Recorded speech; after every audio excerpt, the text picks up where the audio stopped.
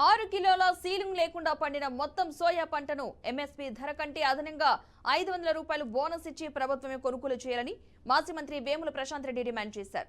జిల్లాలో మంత్రుల review meeting ఉన్న విషయాన్ని తెలియజేసినప్పటికీ మీటింగ్ కి వెళ్లలేని పరిస్థితుల్లో సోయా కొనుగోలుకు ప్రభుత్వం దృష్టికి తీసుకువెళ్లాలని మీడియా ద్వారా తెలియజేస్తున్నట్లు మాజీ మంత్రి వెల్లడించారు.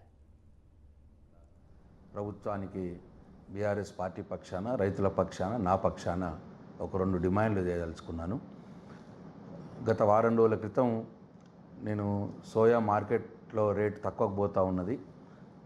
మద్దతు ధర 4,892 ఉంది.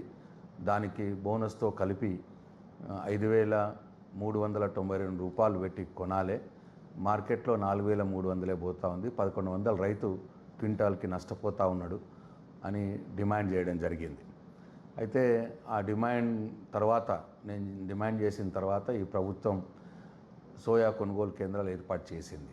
కానీ అది మొక్కుబడిగానే ఏర్పాటు చేసినట్టు కనిపిస్తూ ఉన్నది.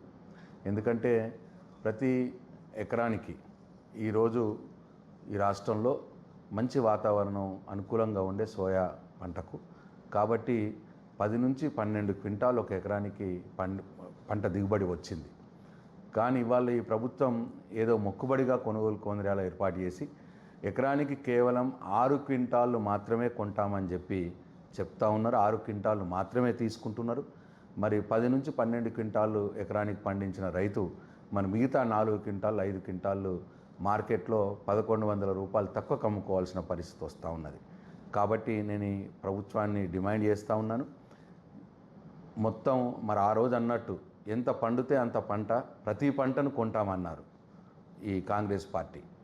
మరి ఇవాళ సోయాని కూడా రైతుకు ఎంత దిగుబడి వస్తే అంత మొత్తం పంటను కొనాలి, ప్రతి చివరి గింజ మట్టుకు కూడా కొనాలి.